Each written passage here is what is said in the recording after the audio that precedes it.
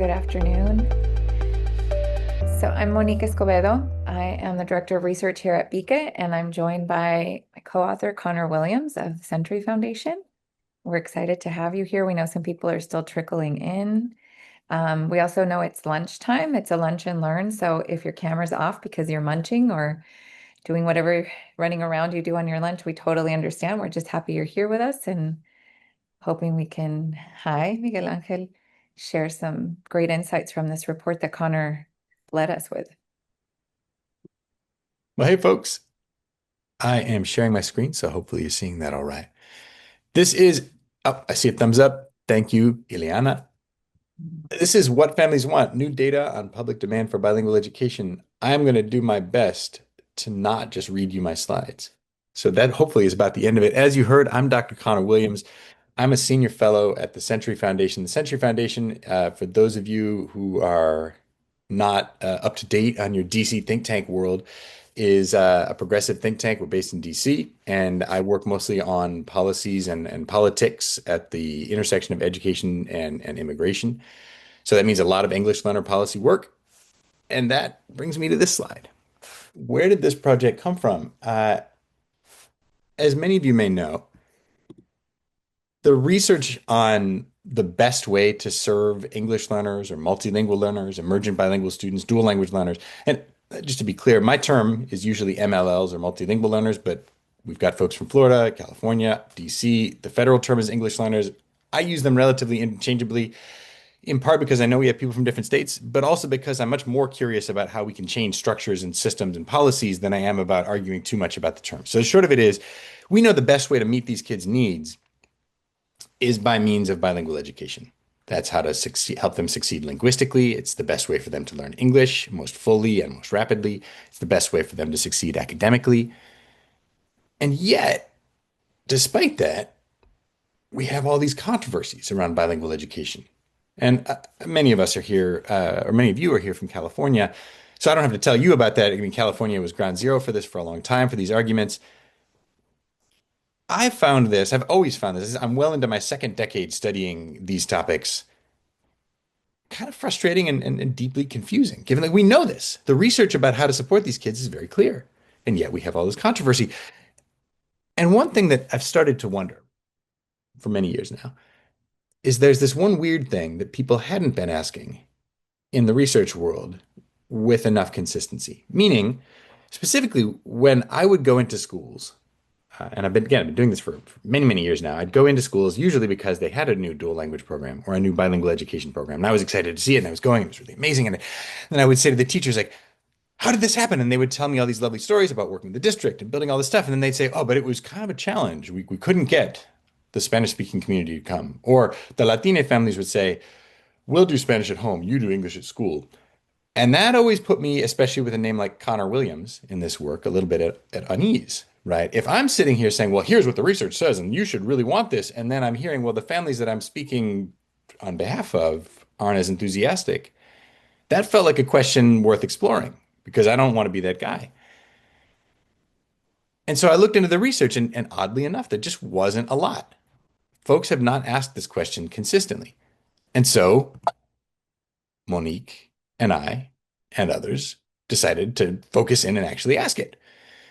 Before I tell you what we found, and that's the bulk of what we're going to do is just show you all this really cool data and all these answers to these questions. But first, I want to know what you know. Meaning, I've just told you about this odd anecdote. Have you heard that? You guys have engaged with families, with communities who are multilingual, with schools. What do you hear about bilingual education? What do you hear about dual language immersion? And things that are true and research based, those are allowed. Misconceptions, those are allowed. We want to know what you're hearing when you talk to folks here. So I'm going to pause for a few minutes and let people put that in the chat.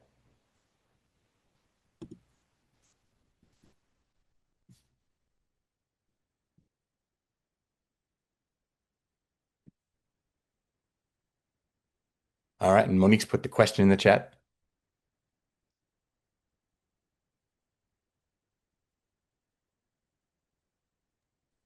And please, if it's more convenient, you are welcome to share out too. Come on your Mhm. mic and use the chat, whatever feels good.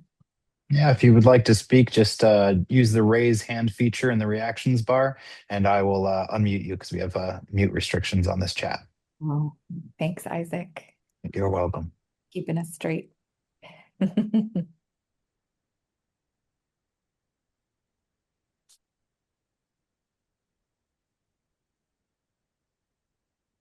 Programs don't work. Latina families want more MLL programs or resources for their children. They don't work. They just confuse the kids. My children need to learn English.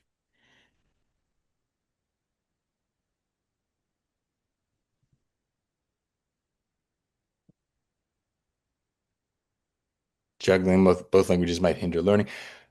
I'm not going to dwell on it too long. I will say it's encouraging in that I'm not inventing this anecdote that I'd heard when I'm visiting schools. I'm seeing other folks nodding. I know a number of us have heard these kinds of things.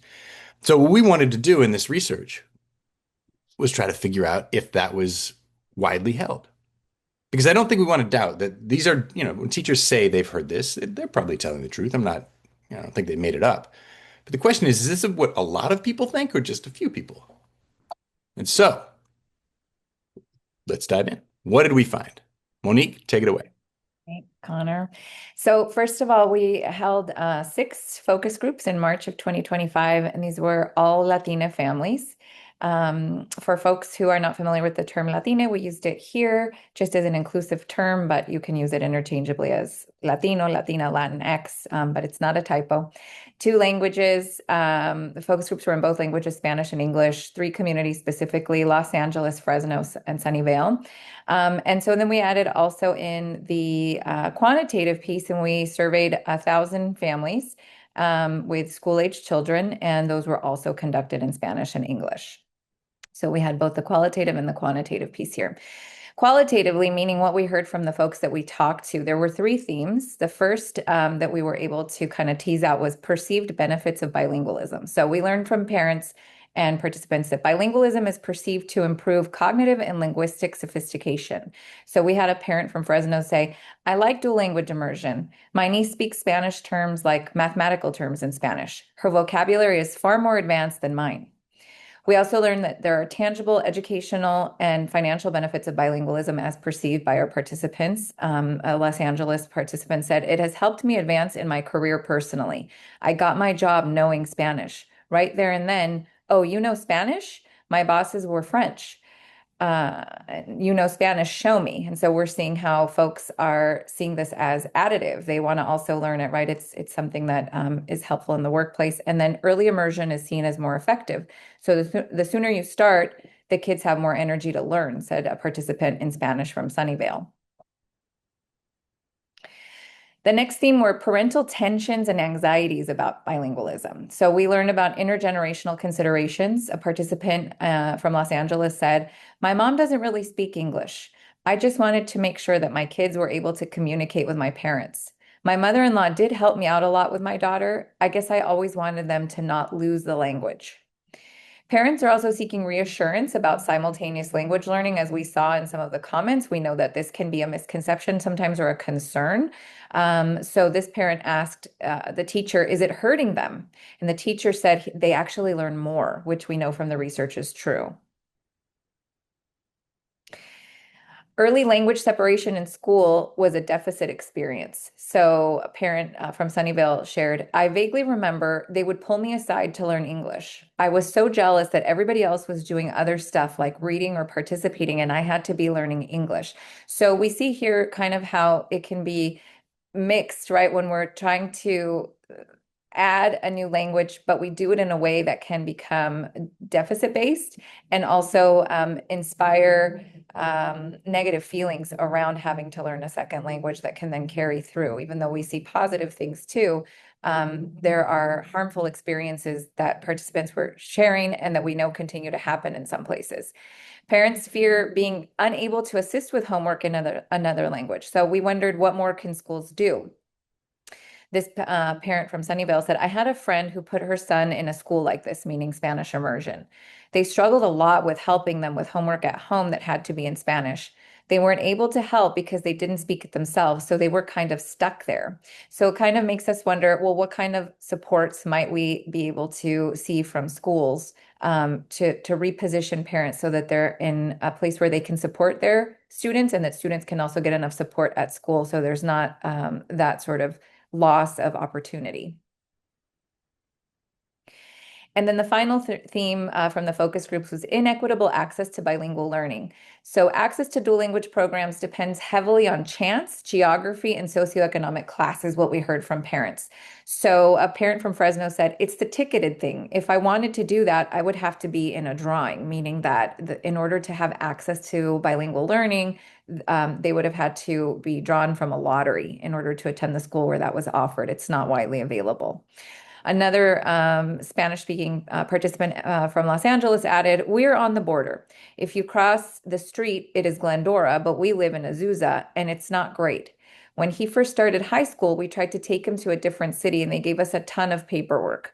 They didn't want to take him.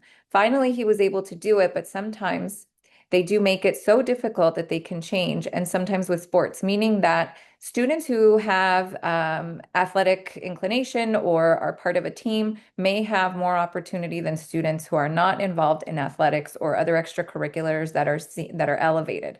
And so when we're looking at families that want to be able to put their students or give their students access to bilingual learning, sometimes it's hard because we see there's bureaucracy of paperwork. The school may or may not want to take them due to capacity or other reasons. And then on top of that, it's sort of like, well, we live here, but it's there. And so how can we make these programs more widely available to families and students?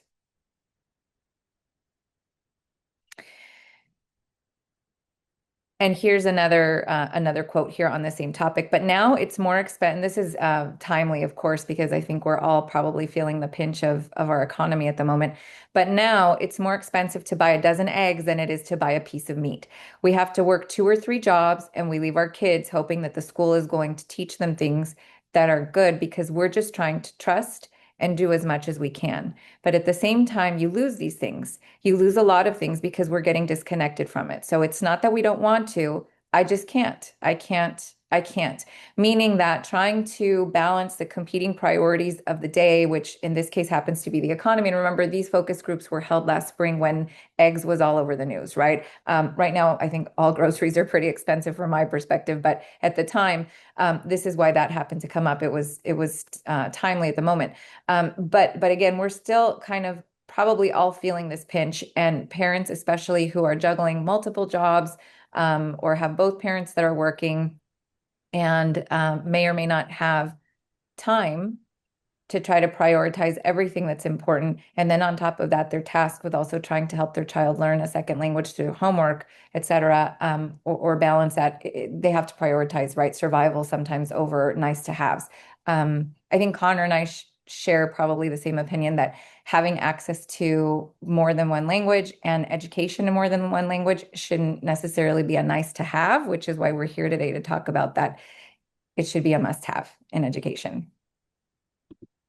Absolutely. I will put a link in the chat later, but I came to this work because a long time ago, when dinosaurs roamed the earth and I was younger, and I had children who were younger and we were enrolling them in schools, we picked, well, we got in after 3 tries off the lottery into a Title I dual language immersion school here in Washington, D.C., which is not as linguistically diverse a community as many communities in California, but we were very excited.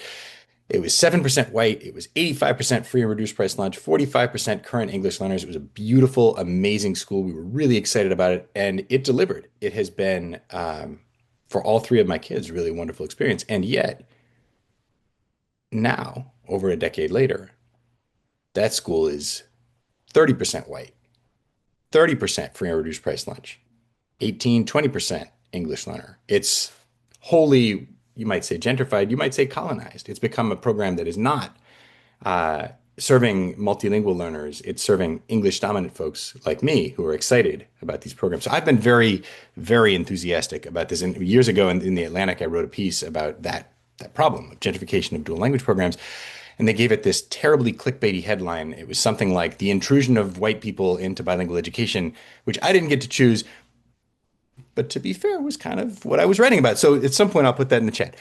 Right now, though, let me finally deliver. We promised you we would answer your questions about how prevalent these attitudes are. You want to know what families think about bilingual ed. I want to tell you. So let's get right in. 56% of the folks, of the 1,000 folks that we talked to, and that we surveyed, 56% of them said they speak another language other than English. As you can see, pretty high levels of them were either they reported, self-reported that they were fluent in these languages and that they could read and write, or at least read and write a little in these languages. So nearly three-quarters of families said that. It's a little different when you ask them about their kids. So you can see if it's 56% of respondents speak another language, only 49% of respondents had a kid in the house, at least one kid in the house, who could speak another language. And, predictably, because kids are younger and haven't finished developing, the fluency levels are a little bit more spread out here. The beginning of the sort of upshot money slide, big time answer responses. First of all, we just started with bilingualism in general. We said, okay, for you families who have at least one kid who can speak another language at home, how important is it for you that they remain bilingual?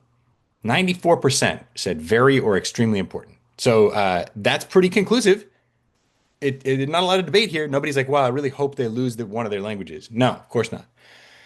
Maybe as interesting though is that the monolingual families. So we said, hey, do you have anybody in the house who speaks another language? They said, nope, just an English speaking house. 55% of them, they haven't even started yet, think it's important that their kid becomes bilingual at some point. So there's a lot of enthusiasm. Another version of answering this question. All right, so bilingualism generally pretty popular. What about bilingual ed or dual language immersion? DLI. Well, on average, on a scale of 1 to 10, where 1 is, I don't know, it's terrible, it's roadkill, I hate it, I don't want to go, and 10 is it's the best thing that's ever happened in public education, the average ranking we got from our 1,000 families was 7.9 for bilingual ed and 7.8 for dual language immersion, meaning these are high ranked. Another way to framing the data that we got, because I don't want you to think that I'm manipulating statistics or anything here, like averages can hide what the respondents were showing. 66, so two-thirds, or 65 for dual language, two-thirds of respondents ranked bilingual ed and dual language immersion an 8 or higher on a scale of 10. So that's a really, really high ranking. If you don't live with numbers and stats as part of your life, as part of your work, let me just back up and like stop everything for a second. There's something called ceiling effects. On a 10-point scale, if you're like, all right, check it out. Let's rank going to the beach, something that is objectively amazing and everybody should like it and we should rank it very highly. There are haters out there. There are people who are dumb and terrible, and they will rank it low. There's just, you can only get an average so high, meaning as close to the ceiling, which is just to say that when you're looking at averages of 7.9, 7.8, with two-thirds of respondents going 8 or higher, there really isn't anything more popular than that. It's really hard to go any higher than that. Another way of putting it is this way. When we ask about bilingual ed, we ask the non-Latines, hey, what's your max? Or how many of you are at the max? 29% of them ranked it on a scale of 1 to 10, 10. So almost a third of non-Latines. Amongst Latina respondents, bilingual ed, 4 out of 10, 40% of them ranked it perfect score, 10 out of 10, max interest, could not like it more. So that's just to say that we have tons of evidence. And again, I don't want to just like hammer away at this, but we have tons of evidence that maybe there are some families who are a little anxious about these programs. Maybe there are some concerns, and we'll get to those a little more in a moment. But it is not a majority position to be skeptical of bilingual ed or to not want your kid in bilingual ed. That's what families want. Now, this is a heavy slide. There's a lot going on here. I'm going to turn on my very fancy laser pointer. Hopefully you can see this thing. It's just dancing around on the screen. Great. Oh, thank you, Ileana. This slide is a lot. We're not going to go into a ton of detail here. What you need to know about this is on the left side is bilingual ed. Over here on the right side, good if that laser pointer wasn't exactly the same color as everything, but what are you going to do? On the right is dual language immersion. You see at the top, bilingual ed again, 7.9 overall. That's the overall average. Just check this column here. This is as high school or as education levels go up. So high school education or less, our respondents, those guys said 7.5 ranking on average for bilingual ed. As education levels go up, by the time you get to folks who have undergrad degrees and maybe some postgrad, it's 8.4. If you look over there for dual immersion, you see a very similar pattern. Same thing down here, except this is for wealth. So if you look at the bottom here, that says folks, families, respondents that had incomes under 50,000, their average ranking of bilingual ed was 7.3. And it goes up consistently until you get to I mean, I'm going to, speculatively, people who are making over $250,000 a year, they're aliens as far as I'm concerned. I don't know who these people are, but they really love bilingual education, like as high as it goes, 8.6. When I say ceiling effects, like it's really hard to get average numbers that high. So that's worth keeping in the back of your mind as we talk about this problem of access, right? When you think about who gets to go to these programs, if they're a neighborhood school, all of the housing can be purchased up and taken over by folks who've got the money. And we know that people with high levels of education and high levels of wealth are really excited about these programs. So I'm almost done. I want to close with a couple of slides and then I'll hand it back to Dr. Escobedo. One other thing we were curious about, especially once we saw some of these overall rating numbers. You say, okay, so interest in these programs is high and lots of people have them. Like majorities of families in our poll, pretty much every demographic is excited about this, especially Latina families, especially multilingual families. How strong is that interest? So they said 10 out of 10, but is it firm? Like, will they put up with some anxiety about this? Will they sort of weather some possible concerns? And so we tested some of these things that we put in the chat at the beginning. All of us put in the chat at the beginning. And also, we just straight up tested some of the anecdotes that I started this presentation with. So we said, all right, look, this is only the families with bilingual children. We asked them, learning both English and another language at school is helpful as it reinforces the language taught at home. Do you agree or not? 64% said it's helpful. And then another 30% said, yeah, it somewhat agree that it's helpful, which is just to say that 94% of families who have bilingual children are on board. They think it's helpful for their kid to be learning bilingually at school as well. So if somebody tells you, you do Spanish at school, we'll do English, or sorry, you do English at school, we'll do Spanish at home, that is a minority position. Most of the families we talk to, overwhelming majority, are excited about the prospect of doing bilingualism at home and bilingualism at school. We had other ones here. Only 37% were concerned that it could be, difficult to teach their kid another language at home. We also asked that first question around, is it helpful for your kid to be bilingual at school and at home? We asked the inverse of it. So we said, okay, learning in two languages at school is not necessary as my children are learning another language at home. If we asked it in that sort of, double negative way, would that change the answer? And it did a little, but not really. You can see here, still a very strong majority said, no, I disagree with that. It is necessary for my kid to learn another language at school. I'm doing this at home, but it helps to have it there. And, taking too long on these. So I'm just going to jump onto my last slide. And this is the one that I want to leave you with because as enthusiastic as I am and as excited as I am about what we found, I do want to leave you with this note of caution. We asked one more time. This was for all the families, not just bilingual families. We said, all right, here are some concerns that we heard about in our focus groups. Do you agree? Are they concerning for you? So this first one is the one I'm going to really zero in on. We said, all right, a possible concern could be that languages are taught in school in formal ways that aren't useful for practical conversations, everyday conversations. There was one guy in the focus groups who said something to the effect of, uh, I would love to send my kid to a bilingual school, but they teach Castilian Spanish there, like from Spain. And if he brings that home into my neighborhood, he's going to get beat up. Now, leaving aside whether that's true, he lived in LA. Is it true that LAUSD is teaching Castilian Spanish? I think that's probably not true, but that was his perception.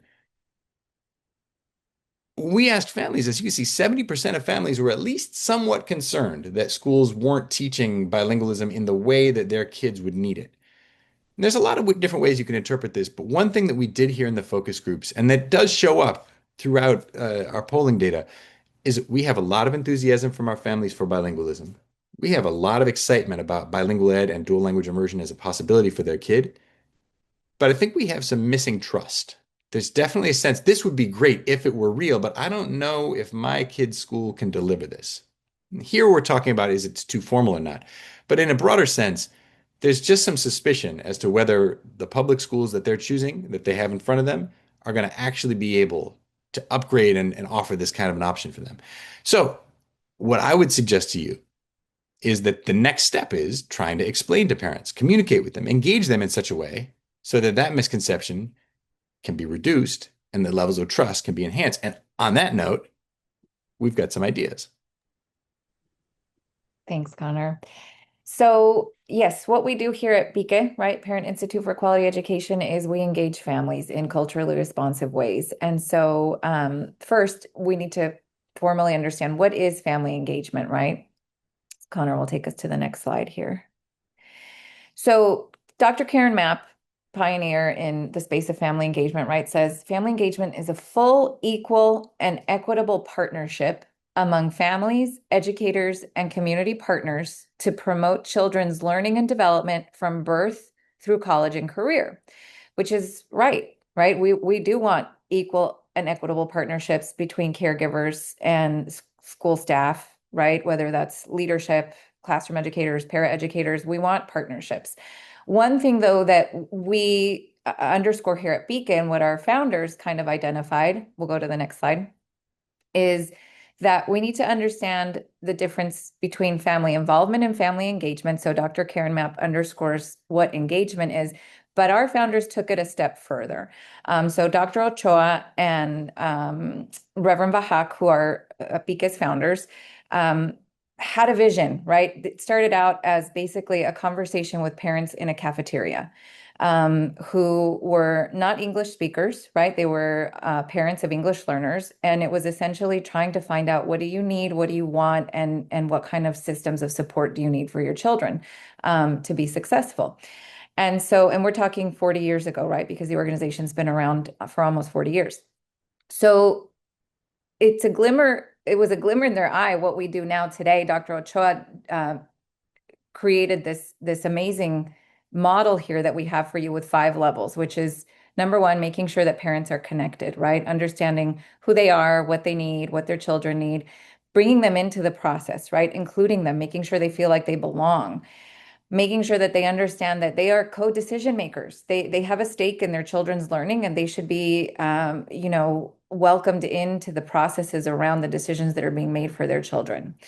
Level 4 would be making sure that we understand that everybody's a researcher, from the student all the way on up to the caregiver, to those of us, whether or not we have letters behind our name, we are all researchers in this process. We are all capable of inquiring. We should be welcome to ask our questions, and we also deserve answers to our questions. And then making sure that we get engaged civically at a macro level. So understanding that as parents move through this, if it's done effectively enough and they're feeling empowered by this process and by the skills and the tools and the knowledge that they're gaining, they will become connected. They will feel included and like they belong. They will start to make decisions because they'll be included in that process, and they will also demand to be part of that process. They'll realize that they have the right to do that. And so they'll be empowered in that way. They will be part of these inquiries that we're doing, right, from a basic local level at their site until we have groups of parents here, even at Pique, but also probably in your communities, who get involved at more macro levels and get on school boards or become activists in the community or get into local politics, right? So that can happen. And we need to understand that while we have organizations like Pique that are doing this in a culturally responsive way, schools and educators are not exempt from this process. And they must facilitate the inclusion of bicultural and multicultural parents at each level. And that's really where our organization started, was making sure that parents understood that regardless of their citizenship status, their linguistic status, their socioeconomic status, whatever it might be, they are part of this whole, right? This public education system as a whole. So we'll go to the next slide. And this is how we do it, right? Our families are at the center of everything. So we start with our programming. We have multi-week workshops that we lead that are for parents. We also have educator workshops. We have national partnerships where we are working with districts in other states to help deliver this culturally responsive programming to make sure that any parent that goes through our programming understands their rights as parents, their civil rights, right? And what they can do for their children. We also lean into data and research. Of course, Conor has just gone through how we did it in this particular case, but Bika does a lot of research as well. And so we welcome you and invite you to check out research on our homepage. Advocacy and influence. So we are advocates on behalf of our parents, but they're advocates on behalf of themselves too, right? They learn how to do this and they move through our programming. They are out in their community. They are more involved in school once they understand how to do it, right? Because who are we mostly working with? I'll share that in just a minute. But typically, these are oftentimes under-resourced, historically minoritized parents that may not know the avenues and channels that they can take advantage of. And so we're here to just provide that information. And then we have strategic partnerships, right? Whether that's through philanthropy, through, with other decision makers and policy makers at the school district level. So anyway, in 40 years, of course, we have developed a wide network of folks that we work with. So again, who is BICA mostly working with? If you check out our research, you'll see that primarily we're working with households, households with earnings, right, as a household under $60,000 a year, typically families of color. Oftentimes those are Latino families. We're working with high numbers of families who have a home language other than English, and then who, by extension, have children who are English language learners or multilingual learners. And so again, we are trying to close equity gaps, right? And access gaps in education for our families.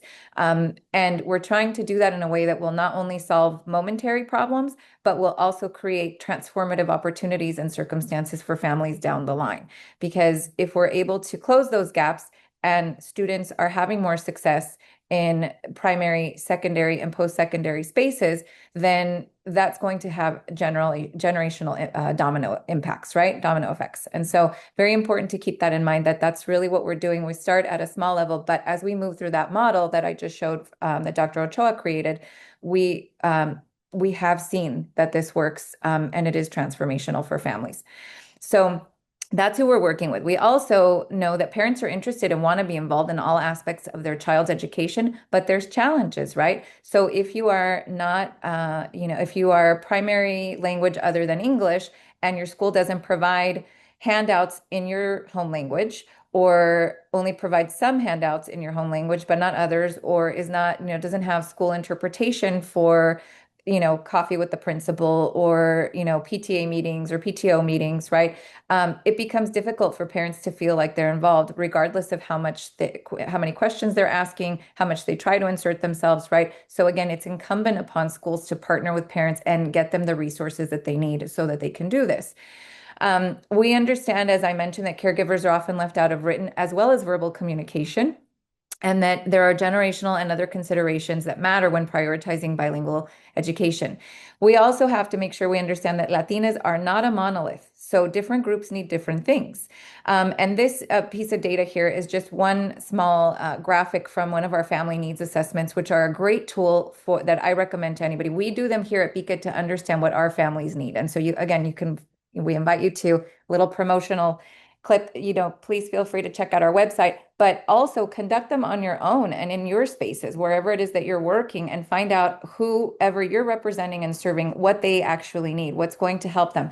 We can assign we can assume and assign what groups of people need, but really it comes better when we can do more for them when it comes from them.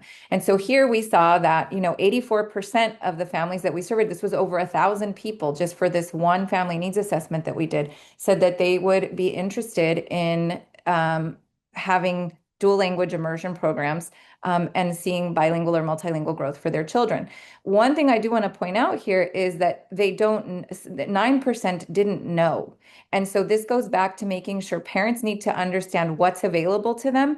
If we're going to ask them to become part of a community and advocate on their own behalf and on behalf of their children, they have to understand what their options are. And so if they don't know, then whose responsibility was that? It's not theirs to say like, well, do you have this, if they don't even know if it exists, right? So again, it's incumbent upon educational spaces to make sure that they are providing robust opportunities for parents to understand what's available. So we do know, though, right, a bright spot is that there have been some notable advancements that support bilingual education. For example, as of January 30th, 2024, all 50 states, including Washington, D.C., had established a state seal of biliteracy program. This is huge because when a child graduates, if they have the state seal of biliteracy, it means that they are being recognized for this skill, right? There's scholarships that are available to students that have it. And it's also a way to recognize that it is a real skill, right? It's a real skill to be able to speak more than one language. It's not just something we should take for granted, or a fund of knowledge that we kind of overlook. This is something that's really important to make sure that we're elevating. So each state establishes their own rules, including the award criteria and data collection. And so I would ask you all to think about what's happening in your state and how can you or your site support the state seal of biliteracy for students. We know that clear guidance is available for the implementation of effective bilingual education, especially for English language learners. For example, in California, we have the English Learner Roadmap. We understand that platforms such as Elevation, again, it's another platform available in California. I've never used it. I've never worked with it. I don't work for them, but I name it here just so that if you haven't heard of it, you can look it up and see if it's similar to something in your area or perhaps something that you could use, because it facilitates the accurate documentation and simplified compliance, which is huge, right? It's the bureaucracy sometimes that gets in the way of being able to provide opportunities to families and students. So this is something that eliminates some of that red tape. We also know that legislation like Proposition 58 in California legally provides the option for multilingual education in public schools, along with guidance to schools, districts, and county offices of ed. It provides parental rights for requesting bilingual and biliteracy programs, including dual language immersion, developmental bilingual programs, world language programs, and heritage language programs. So the soil is ripe, right? It's up to oftentimes local, right, decision making in order to be able to happen. And so if parents understand what they're supposed to be doing in terms of how they can ask for this, what opportunities are available to them, then that's where those partnerships come in, right? For example, in California, if 20 parents per grade level or 30 parents per school site request, whether in writing or verbally, that they would like a multilingual program, the school, district, and/or county office of education must take a series of actions and provide an answer within 60 days. There's a formalized process for this. It can't just be sort of like, okay, we'll take it under consideration, and then you never hear from them again. They have to get back to the parents within 60 days. And if the answer is no, parents can appeal to the district board members and/or other leaders. Now, this is something that could take time, but there are success stories for this. Where I live in San Diego, California here, it's a border area, and so you would think that this is something that is pervasive and available to lots of students, and it's not. And interestingly, the further south you get, as Conor was mentioning in our data, who's really getting access to this is oftentimes affluent families, white families, families that understand how the education system works because they themselves have moved through it into undergraduate and graduate levels, right? And so when we look at areas that are underserved and are serving historically minoritized families, oftentimes these are the folks that need this type of education most, right? To again close those equity and access gaps. And so the further south you get in San Diego, where I live, closer to the US-Mexico border, the fewer of these programs there are. And so that supports what we're seeing in the data, and we need to change that. And so again, there are success stories here in San Diego where parents have been able to do this. I know of one site in particular that's just a couple of miles north of the San Diego, Mexico border. It took 4 years for this to happen. They kept getting a no, but they have it now, and it's sustained. It's sustained over years now. So it's not something like they piloted it for a year and then took it away from them. No, it's worked. And I'll say that BICA has, it's a school that BICA has worked with historically. And so again, not to just say that BICA's process is the only one that works, but when parents understand and are spoken to and given the tools in a way that they understand, we see real effects, right? And transformative effects. We need to engage, guide, and support parents, as I've mentioned. We need to ensure they know their rights, and there are civil rights that are involved in this, right? This isn't just sort of like, kind of these symbolic rights. There are civil rights, right? We know Brown versus Board of Education. We know about the Bilingual Education Act. We know about Lau versus Nichols, right? So we need to understand that there is actual legislation that supports this type of education. We need to dispel myths and share digestible data regarding the value of being bilingual and biliterate. There is value in that, right? We know that multilingual learners show greater academic success. The research tells us that multilingual learners gain stronger communication skills overall. Multilingual learners are more prepared for higher paying jobs. We saw that even in the data from the parents, right? That they have focus group participants that they have seen professional gains just because they have the skill of being bilingual or multilingual. And there are also positive social emotional effects. Adding to that, that when we take away the opportunity for students to lean into their culture and to their linguistic identity, there are negative social emotional effects. So we need to make sure that we are understanding that we are creating whole and healthy students by allowing this and creating these opportunities for them. We want to make sure that we have sense of belonging, right, on our campuses, creating outreach and networking opportunities through site advisory councils. There's a couple of examples here in California. At times that work for parents, right? So if parents are working and we make a meeting at 10 a.m. on campus, it's probably going to be hard for them to join. So maybe offer virtual opportunities, right? Or maybe make evening meetings. And then make sure you're contacting experts at organizations like GABE, NABE, dual language researchers that are partnering with your district. That's happening in most districts. So there are opportunities, outlets, and resources here. And now Connor, I believe, is going to share some recommendations.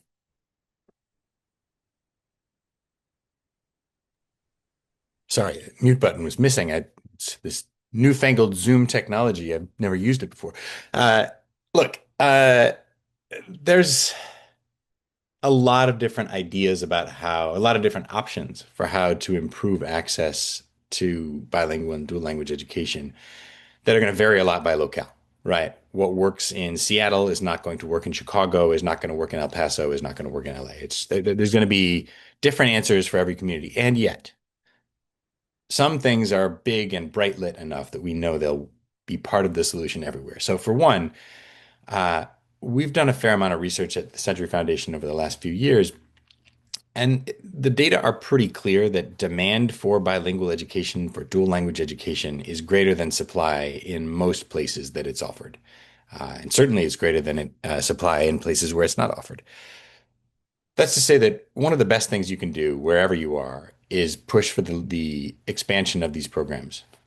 It's especially valuable in communities where we have high numbers of multilingual learners or English learners, in part because those are the students, and research is very clear about this. They are the students who benefit the most from these programs. While multilingualism for all is a good and appropriate goal for the public education system, it is the kind of thing we can only get to after we have enough to go around. At the moment, when there's a scarcity of seats, a scarcity of access to bilingual education, bilingualism, we need to prioritize that those seats become first and most available to multilingual learners. They benefit more. Uh, Kids of guys named Conor Williams who grew up in Michigan, they do not need a second language added to their English dominance as badly as children who are native Spanish speakers at home need to have their bilingualism maintained. One of these is an enrichment program, the other one is an equity program. Two, it's important that we prioritize expanding programs where they already are in communities where there are high percentages and numbers of MLLs or ELs. We need to, as you've just been hearing, engage with the communities that might have some concerns. They might be worried. Remember, we saw, right, that languages are being taught too formally, or this school's never done bilingual ed before. Is it really going to be any good? I had a conversation today actually with a family who reached out to me. I knew them outside of work, and they said, "Look, like you're a professional in this. I'm a little nervous about this school that my kid might be going to. It has a dual language program, but I don't feel very confident about the school. Can you give us some advice?" So we need to make sure that families don't feel like they have to choose between quality education and bilingual education. You want that to be the same thing for them. And again, when you've got lotteries that you're going to have for allocating who gets to go to these programs, you ensure that you reserve some seats for students who have been designated as MLLs. You ensure that you retain some seats for Spanish dominant speakers or Spanish dominant children, or as the case may be, Hmong or Vietnamese or Mandarin dominant, Cantonese dominant kids, depending on the language program. At the state level and at the federal level, and I know the federal one's a joke because I sit in DC, and right now DC is a different kind of a place when it comes to education policy making, as you might have heard. California, though, a couple of things. One, California has decentralized, as I think most of you on the call will know, at least as well or better than I do, most of its decision making around things like this to local school districts. And that has not worked super well at advancing equity. So the state should consider, and this is a legislator problem first, but the California Department of Ed need to implement it. They should consider pushing towards LCAP rules, local control and accountability plan rules that would make it required for high English learner districts to expand bilingual education over time. That if you're not closing gaps after a while, if you're not showing progress over a while, you're going to need to start investing more of your state level resources in supporting MLL's home languages because we don't think that the things you're doing are adequate. Another thing would be expanding the dual language immersion grants to 75 million and make that an annual program until we're really on track to growing dual language and bilingual programs around the state. Same for growing the BTPDP. The state should be committing additional resources to that as well to grow their bilingual teacher supply, in part because it's really hard to grow access to dual language immersion or bilingual ed without more bilingual teachers. And California really doesn't have enough bilingual teachers to go around.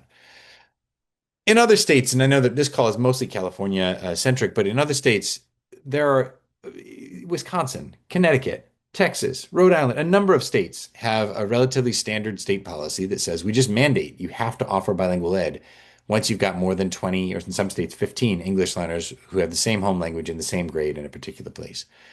Uh, and then in some states, nobody's really done this yet.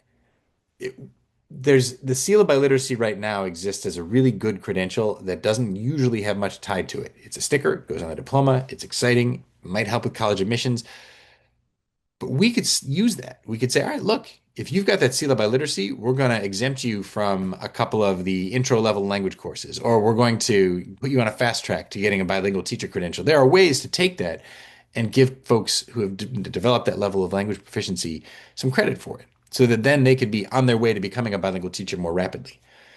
Lastly, and this is mostly a joke because we actually just heard over the weekend that Congress is agreeing to flatline, meaning continue to fund Title III funding at the level that it's been, which frankly is a huge win. They had been proposing zeroing it out for a while. They're going to be keeping it where it is, which is not great, but is better than nothing. In a saner world, we would be talking about at least doubling, if not tripling, Title III funding, which is the federal English learner designated funding. And we would be rebuilding the old Bilingual Education Act, which had competitive grants that it would send out to grow bilingual programs around the country. I'm going to leave you with this last quote.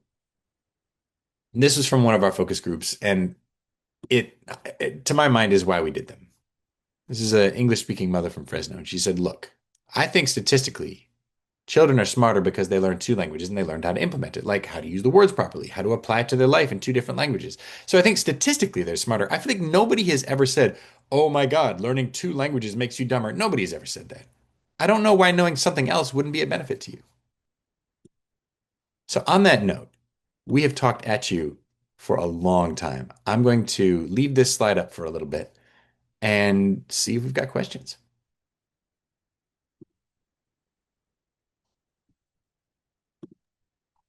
And again, if you would like to verbalize it and speak, you can use the raise hand function and I can unmute you, or you can put your questions in the chat.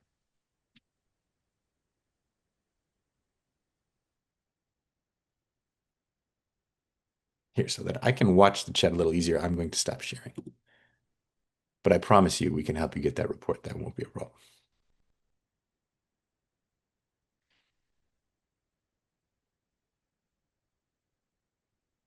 I should also warn, I used to teach first grade, and so I can do wait time with the best of them.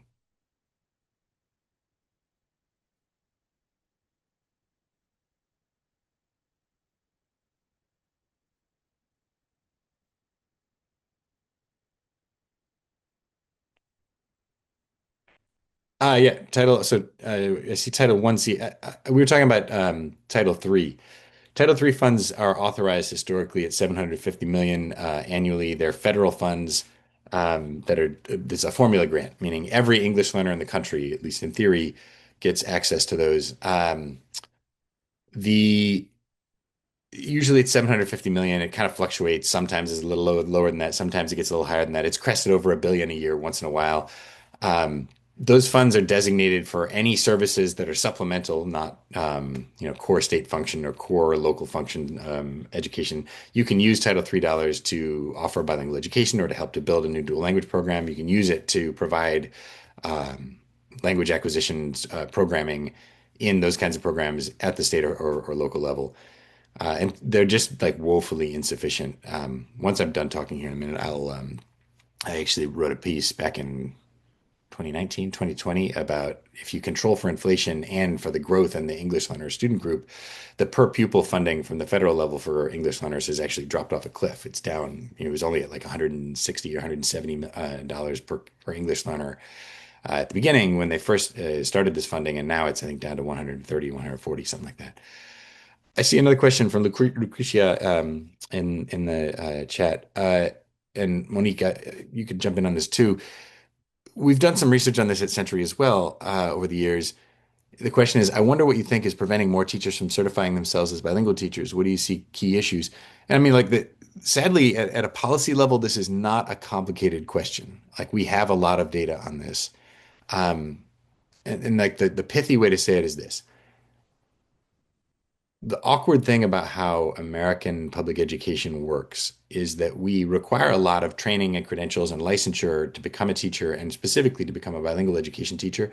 And we have very little hard evidence that that quality control system is producing better instruction quality in classrooms or better outcomes for kids. Whereas we have a lot of evidence that the training and licensure certification systems that we've built are very effective at keeping out diverse teachers. And that's diverse by language, by ethnicity, by race, by sort of socioeconomic, best understood as like college generations, like first generation college kids and things like that. Our teacher training system is set up and heavily biased towards monolingual speakers of English who have enough wealth or generational wealth in their family that they can do some unpaid student teaching work and who can pass a number of tests in English. That tends to be, again, we don't have a lot of evidence one way or another as whether it helps for improving quality. We have a lot of evidence that it reduces our bilingual teacher supply. And that's like at a general level in pretty much all of the states. Whether that's specific to California is another question. I know a little about the California teacher training systems, but not as much as I'm sure others on here. So that's my version of an answer to your question. Monique, you want to add anything to that? Yeah, so Connor raises important points that are continue to be current, and then we also have to look historically at the different waves of how bilingual education has been treated since the Bilingual Education Act became a thing in the 1960s, right? And so, depending on who the administration is, and as we've talked about today, where funding allocation is, we have different opinions on the value of it, right? And unfortunately, when we have administrations and decision makers who are anti bilingual, dual language, multilingual education, and are more pro like assimilationist, right? So any number of things that you can look at, it undoes a lot of the progress that has happened, and it takes a long time to make gains again. And so right now we're still feeling the effects in California, but across the country, as Connor has mentioned, of a good 25, and now it's renewed, right? Because under this current administration, just factually, regardless of how we feel about it, we see that they're taking away funding for these things. So it's not pro or anti one way or the other in terms of the politics. It's just factually what's happening. But what we saw in terms of gains, say, for example, under the Carter administration, or again, later when, for example, in California, Prop 227 and Prop 187 were either canceled or repealed, which were anti-immigrant and anti-bilingual education acts, right? That took a long time to undo. And so what happened was in that time, it also shrunk, sorry, the opportunities, right, and funding for bilingual teacher education programs. It also alienated people who might be interested in this, who themselves were multilingual and could bring additive perspectives, not only from a linguistic perspective, but from an identity perspective and cultural perspective into bilingual teacher education programs, because now they've got, all this legislation and policy making basically invalidating and erasing historical memory around their identity and also their current perception, right? And so we have to think about how we are harming children, but how we're also harming adults when we do this kind of when these kinds of decisions are made for us. And so because of that, again, it reduced the number of bilingual teacher education programs available in California, and it also made a mess of the policies and procedures for how they were going to work. Like Connor mentioned, there's a lot of convoluted licensure requirements. And a lot of that is because there's just confusion around it. Do we want it? Do we not want it? This administration says yes, but the last one said no. We lost our funding. Now we have to get it back. And so it creates a dearth of opportunities, unfortunately, but it also has these socio emotional ripple effects, unfortunately. And then as far as Daisy's question, where can I find the best place to receive bilingual certificate for teaching? Conor might have thoughts on that. I know the way I did it was I was already a classroom teacher, and in California, there's subject matter testing. So I went through a couple of extra classes, I took some tests, and then I was able to get it added on to my credential. But there are bilingual teacher education programs available through universities. And then also induction programs might work. So if you're working in a district that has an induction program, you might look into that. But Conor might have other ideas as well. No, I don't think I can improve on that. I mean, I think that's right. The only thing I mean, in terms of particular places, I know that Christina Alfaro I think she's at San Diego State, that she's been a real leader in this. So if you're near her, I would go in her direction. Cristina Alfaro is great, and you might also want to look into Patricia Gándara for the students we share. That's referenced in our piece. Cristina's work is for sure. I can't remember if we ended up including Patricia, but Patricia Gándara's a mentor of Cristina's. So somebody else you might want to look at. And then Daisy added she noticed a lot of bilingual teachers are not really fluent and they can speak another language, even though not with a natural accent, and they get passed for knowing some, not necessarily everything. So I'm not sure exactly what the question or comment is there, but I do want to add that we should encourage folks who are not necessarily proficient or don't necessarily have I don't like to use the word, but I can't think of the word. I want to use the native accent, right? We want to make sure we don't discourage people from that because it's I know you're probably not meaning it this way, Daisy, but like from a research perspective, an academic perspective, we would say that that's deficit. We don't want to discourage people from speaking. We can actually discourage people from coming into the field, and even children, right, for students from speaking if they're embarrassed because they don't have a fluid accent. So that's something that we would want to elevate and congratulate people that they're willing to make the effort to try to speak a language that they're not fully proficient in or fully fluent in. But I'm not sure necessarily what the comment was. So if there's more context, happy to address that too.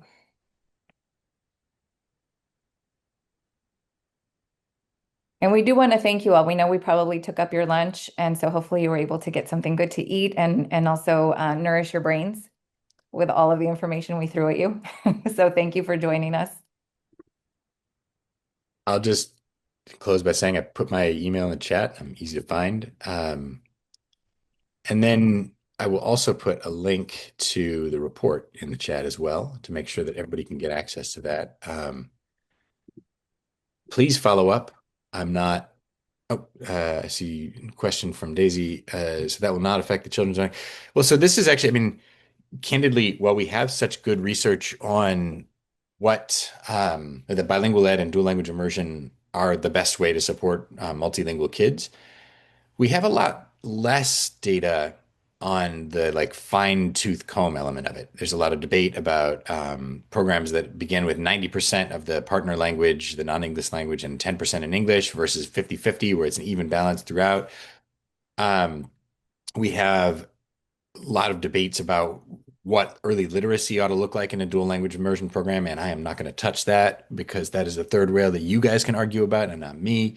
But the point is, there's a lot of other stuff like what training does a teacher need to be maximally effective in a dual immersion program? I actually don't know if we know, Daisy. And that's just to say then that what my preference is that given that we have a real shortage of bilingual teacher candidates who are getting fully licensed and getting to the front of classrooms, I want to find ways that we adjust our licensure and training systems so that we stop biasing them against those candidates and we get more bilingual teachers into classrooms.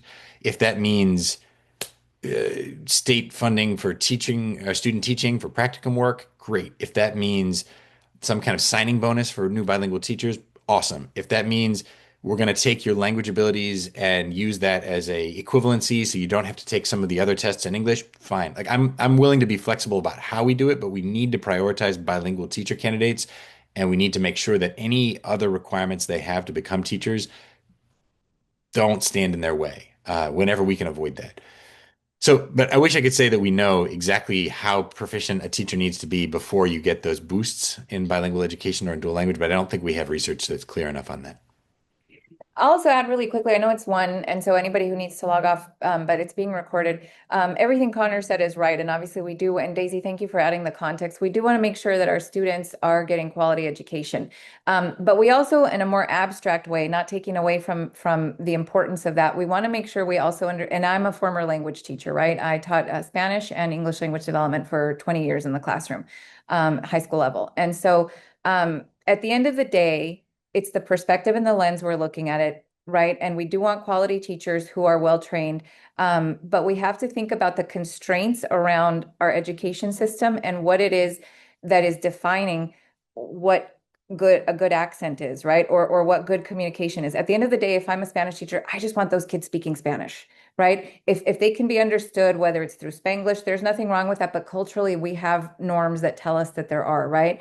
Culture, not just culturally, but also socially, we have norms that tell us like if you speak Spanglish, it's wrong, or you're undereducated, right? Or whatever, the fact that somebody can at least get around in a language is important, right? Even if it's just for mundane everyday phrases, right? And so the purpose is let's just encourage people to make sure that they are communicating as best as they can and that we're elevating the efforts that they're making. And as far as teachers and accents, yeah, I understand that. We want to make sure that it's quality teaching, but it would be the same as if I'm learning English from, if I'm understanding Daisy's question, English from an Australian, or if I'm learning English from somebody from Ireland, right? There's going to be different accents. And at the end of the day, we're living in a multicultural world. And so I would just say we need to kind of like question also sometimes the constraints we put around the value of having the perfect accent or the perfect grammar, right? And where does that come from, really? It comes from a place of things that we don't want to get into, but really tie back to colonialism, right? And so as we're trying to undo that and provide equity and access,